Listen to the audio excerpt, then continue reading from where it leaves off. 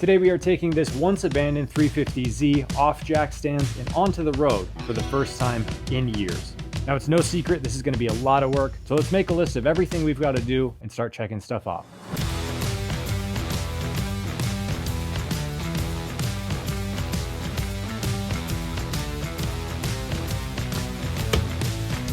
Let's start from the back of the car and work our way forward, which means we're getting some axles in this thing. Now, if you're new to Zs, you may not know this, but these axles look exactly the same. But when you set them on the ground, they're actually not the same length. You see, this one's a bit longer than this one. The shorter one goes on the driver's side, the longer one goes on the passenger side.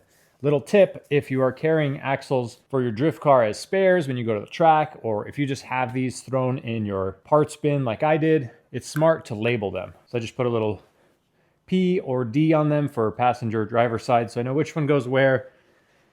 Because whether you're doing a rushed trackside repair or you throw these in a storage bin and forget about them for a year, it can be easy to mix them up and they will actually go in the wrong sides. They just won't work when it comes time to actually drive. So save yourself the headache, label your axles. That way you can just toss them in real quick like I'm about to do. Little tip for you, if your car's been sitting outside without axles, clean this up because I just struggled a lot to get the other side in because of how crusty that is. I hit it with some carb cleaner, a little wire brush, and then put some WD-40 or some kind of grease in there. It should make this axle a bit easier to get in. Slide one of these guys in, and our axles are in. Okay, so one of the things on my list was the differential because it was making some noise and I wasn't sure if it had fluid in it. It was the diff out of my comp car that hasn't ran in a long time. I just cracked the fill plug on the top of the diff that you fill fluid from, and it exploded, like shot fluid out before the plug was even out. Made a huge mess. I don't really understand how that's possible. I mean, even if it's overfilled, it should just kind of like ooze out. It literally went and shot a bunch of fluid all over my arm and all over everything else. So that's really weird. I think I'm just gonna drain it and fill it just so I know that whatever the heck was going on in there is not going on in there anymore, because that's weird. And now I gotta clean all of that up. Now I know why I put a question mark next to the diff on our to-do list here, but we can check it off now.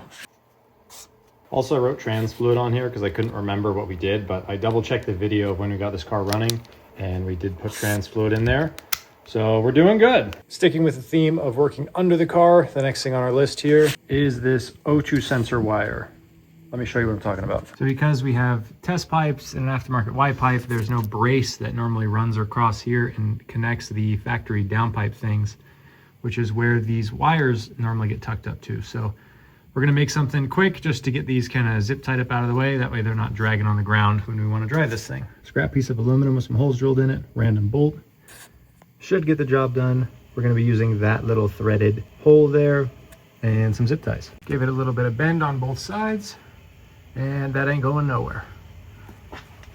While I was under here, I also noticed starter wire is kind of just hanging here. It's supposed to go on that bell housing bolt. So we'll crack that loose, slip that on there and call the wiring stuff done. This wasn't on the list, but it's one more thing to do under the car. Those exhaust manifold gaskets that were leaking when we made the whole exhaust. If you haven't watched that video, go check it out. But these are $6 on Amazon for a pair and should fix our problem. Aside from bleeding the clutch, I think we are done under the car. So it's time to go under the hood, start checking a couple more things off this list. Starting with our radiator, actually in now, and these sick silicone hoses, very faded, whatever. They came with this engine, they're gonna work. And I don't know where this radiator came from, but it doesn't actually fit. I had to like trim the mount here, and the little pegs that normally go in here and hold it up are like way out here. So we're using a weird bolt, and the bottom worked. The bottom where those little pegs or standoffs slip into the radiator support down here worked. So I think that's off like a different year 350Z. I know the front ends get a little different over some years, but again, who cares? It's in, it's gonna work. The wiring for the fans is destroyed because the wiring harness this car came out of was in a crash. So like the connectors are destroyed. We'll figure that out another time. For now, I just want to get coolant in this thing and make sure it can hold pressure and get up to operating temperature. And I guess we'll see what happens there. But we're not quite at that point yet because of these. Now, I want to talk about these heater core lines because they're notoriously problematic on these cars. And it's not really the heater core lines, right? It's just a coolant line. There's no issue with that. But there's generally a plastic bleeder screw on the passenger side heater core line, the one I just had in my hand. So the one that runs off of this metal crossover pipe comes up here, and then it would connect to that there. But there is normally a little junction here. So if you can visualize, it lives under that wiring harness. There's a little junction here and then a small hose that goes to our heater core. Now, if we look in there, you can actually see there is a crusty piece of something stuck in there. So we'll have to get that out. But what that is the factory bleed screw that is on these cooling systems. And it's nice to have a bleed screw. It makes bleeding the coolant system way easier, but Nissan made them out of plastic. And because it's behind the engine, it gets really hot. Plastic gets brittle. Eventually it breaks. And that's exactly what happened here. I don't know where the rest of it is. Again, this has all been from a parts bin, storage container, multiple cars. But I just thought I would show you a cheap alternative so you don't have this problem yourself. Because if you're working on a VQ, you plan on tracking a VQ, or you're just doing maintenance on a VQ car, I think it's absolutely worth replacing. Now, a few years ago when I was putting together my yellow Z for the very first time, there was really only one company, which was GK Tech, that made these. Now they're Amazon, eBay, they're all flooded with basically knockoffs of that. And while GK Tech are my boys, I had to try one of these cheap Amazon versions. This is an aluminum version of what Nissan made. And it's simply just a bleeder screw and, you know, pass through. So simple enough. This metal part will replace the plastic one. And we'll see. I have a feeling that like the O-rings in this are probably going to fail. Compared to the GK Tech one, lasted for years in my car and it's probably still fine. For the sake of this being a budget car and me testing other budget items, I figured let's give this a shot. These are like $12 on Amazon and we'll see if it works. Well, it's a good thing I checked the other side too. There's no plastic anything on this side, but the line did have a little tear in it. So we'll replace both sides and be good to go. All right, it's the next day. I had to get these heater core lines sorted out. This is the factory Nissan one that was split. Actually, I cut that side. This side was the one that was split. I tried to make some straight hose work, but every time I bent it into like that S shape, it would just kink. I tried to do the trick where you heat that up and then cool it off with something hard in the middle. I used like stainless brake line, boiled it, and then put it in ice water. And I pulled the brake line out and it just went right back to the straight shape. So I don't know what the trick is with forming your own rubber hoses, but it didn't work for me. So we went to AutoZone. I climbed up their ladder and found something that should work. So let's toss this on and finally cross this off the list. Nothing but the finest hose water.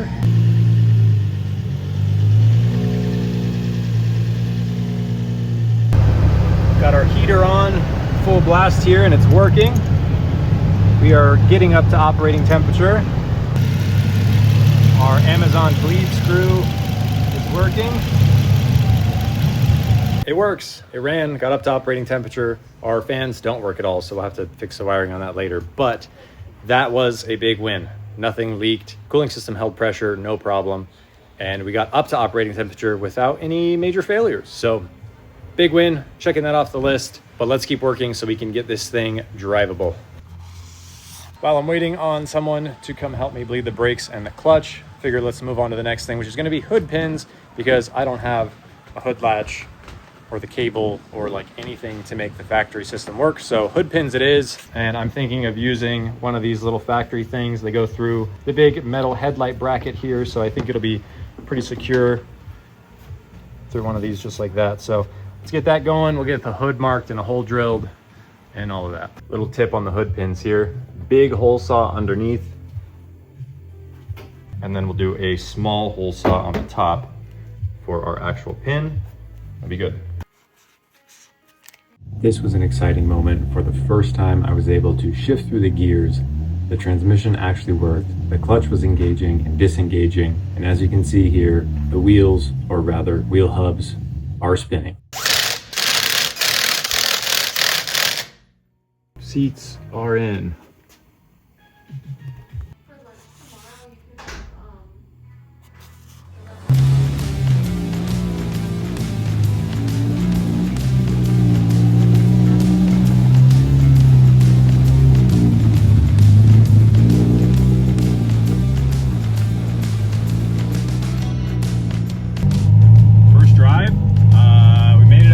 So far, it's making some weird noises already, like that.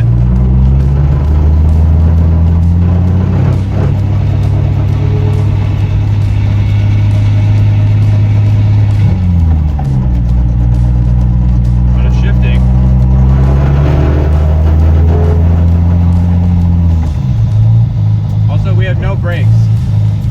We'll have to fix that one.